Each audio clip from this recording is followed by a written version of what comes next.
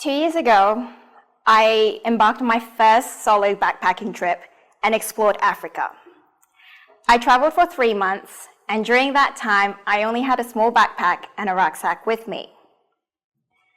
Now, as a young woman, 3 months worth of traveling means 3 periods to deal with. Yes, I did say periods, but I don't just want to talk about periods, I want to talk about sex. And by sex, I don't just mean intercourse, I mean everything related to it. So when I say the word sex in this talk, I want you to think of menstruation, sexually transmitted infections or STIs, contraception, sexual consent, sexual pleasure, and sexuality.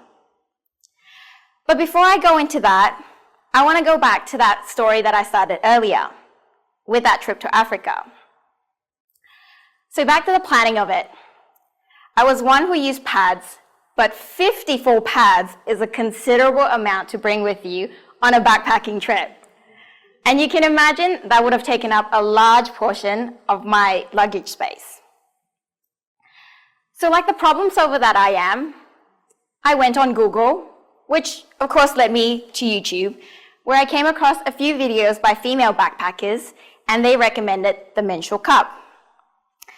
For those of you who aren't familiar with the menstrual cup, you're in luck today because I have one here with me. And I'm going to show it to you. Oh, and for those who are curious, this bag says, "Periods are cool." Period. Speaks for itself. So here it is, a menstrual cup. Don't worry, it is fresh out of the box. And as you can see, it is perfectly pink and it matches my outfit today. But it is also certainly more compact than 54 pads. So of course, I was sold and I bought one. And in my excitement about my purchase, I decided to share it with my family that night at the dinner table. If you're like me, you probably have grown up with the unspoken household rule that sex and anything pertaining to it is not a topic to talk about at the dinner table, especially in a conservative Malaysian Chinese household. But that night, I went for it. And to give you a bit of a background, there are 4 females and 2 males in my family. So given most of us in the family experience periods, I thought it'd be okay to talk about the menstrual cup. Well, you might have already guessed, it didn't turn out well. Everyone was grossed out. My dad, my brother in particular, were really uncomfortable about it, and my God, you've never seen my family change a topic of conversation quicker in your life.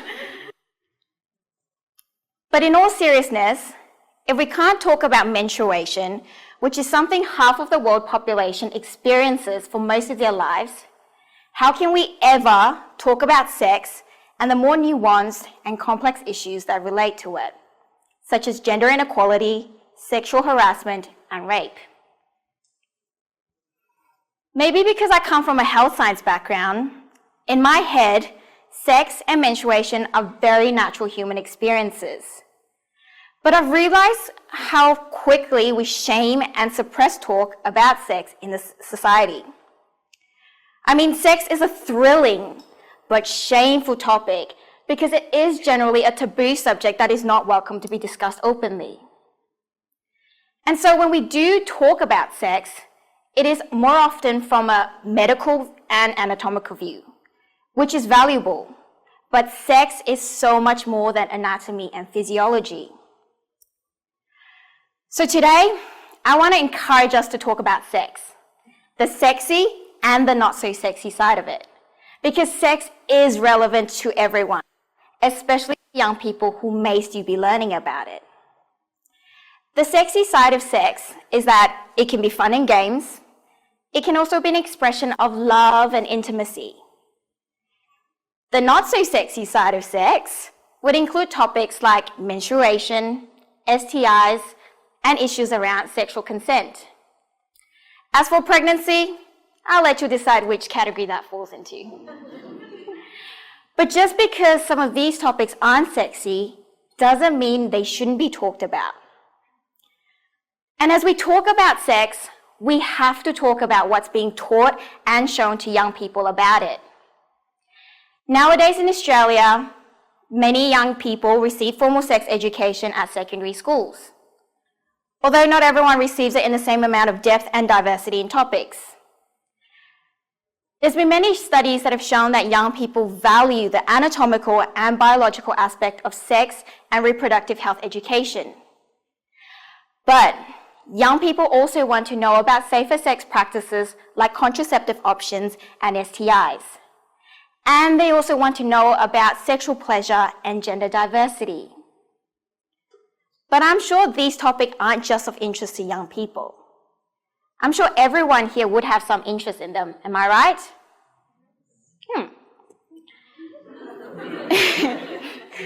You may or may not have watched the teen comedy movie Mean Girls, but that was a popular movie among my friends. And in that scene, there's a scene where sex ed was given to a class of teenagers by a male phys ed teacher who said, and I quote, "At your age, you're going to be having a lot of urges. You're going to want to take off your clothes and touch each other. But if you do touch each other, you will get chlamydia and die."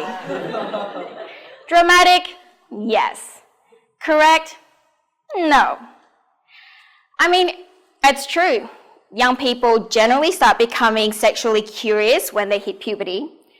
But we know that chlamydia is it's not simply passed on by touching one another. It's a bacterial infection that is transmitted through unprotected sex with an infected person. Yes, complications can happen if left untreated. Worst case scenario, it can lead to infertility, but not death. And while that scene was obviously a satirical jab at sex ed at schools in the US, but given its popularity, a lot of young people take in this information either consciously or subconsciously. I know I did when I was younger. And when we're not engaging in open conversations about sex, many young people are left in the dark about safer sex practices and STIs. It's not news that young people actually learn a lot from the media. But on the screen, rarely do we see sex portrayed in a way that reflects reality. In fact, when did you last see a conversation about contraception and sexual consent in a film? And the effect of that is that young people aren't being given examples of this, and they don't feel comfortable bringing up condom use, especially in the heat of the moment. And for that matter, young people don't feel comfortable navigating the sometimes difficult area of sexual consent. Another way that young people learn risky sexual behaviors is through pornography. With the ease of the internet nowadays, the question is no longer whether a young person will be exposed to porn, but when. How I see it is that we tend not to acknowledge that young people can be sexually active. And so we don't initiate discussions about sex and sexuality from a fear that that will destroy their innocence. But if we continue to treat sex as a taboo subject, young people won't feel comfortable engaging in open conversations about it. And this can lead to unrealistic expectations, which can lead to risky sexual behaviors, both between the sheets and in broader society. When I was growing up, there were times where I felt that I couldn't show my curiosity about sex. I would secretly read magazines such as Cosmopolitan and Dolly for advice on sex and relationships. And for those who remember, Dolly Doctor was the sealed section of the Dolly magazine. I was so secretive about it because I was afraid to be seen as sexually curious and as a result be called a slut. I know it's a pretty heavy word, but just bear with me for a bit. Now, hearing myself link the words sexually curious and slut in a sentence sounds like a huge jump to me because being sexually curious doesn't make you a slut. It makes you human. But as a society, we're often so quick to label and shame people for expressing their sexuality. But not only that, I think if we continue to shy away from talking about sex, negative issues concerning sex and sexuality will perpetuate into future generations. Let's face it, we, at least in Australia, have a culture of avoiding talking about sex, periods, sexuality, and anything in between. To echo Emma Watson when she talked about gender inequality, if not now, when? If we don't change our attitudes towards sex now, when will we overcome the stigma, and when will we be comfortable to talk about something that affects everyone? Because positive change cannot happen if we continue to treat sex in a hush-hush sort of way. You might relate to feeling ashamed about periods, or to separating unrealistic portrayal of sex from what's real. Or you might have been afraid to own your sexuality. We either have ourselves or know of someone who has gone or are going through these experiences. So I want to ask you this question. Is this really the kind of environment you would want your sons and your daughters to have to navigate alone in the future? Of course not. And I'm hopeful for positive social change. Change doesn't come easily, and it often takes time and education to break a cycle. And for positive change to occur, it requires champions who believe that we can do better. So for those of you out there who share this vision with me, I'm going to leave you with 3 things. They may not be anything new, but I think they're worth saying again. So firstly, be respectful of each other, because sex is a sensitive and nuanced topic, and everyone's experience of sex and sexuality is unique. Just as we, as women, should support each other to talk about it, men should also be allies in the conversations. Secondly, talk about realistic expectations of sex, even if it may seem unsexy. Because if we're having conversations about real sex, it would not only normalize it, but it would help young people differentiate and demystify unrealistic expectations. And it makes topics like condom use, STI risk, and sexual consent less daunting to deal with. Thirdly and finally, talk about things like periods. I know they're not the most palatable topics for discussion, but periods shouldn't be something that's only discussed among females. Men, even boys. I know menstruation is not something that you personally experience, but it is something that you should know about. And it is something that you can support us in. Talking about sex shouldn't be and doesn't need to be a gender discussion, because after all, it affects all genders.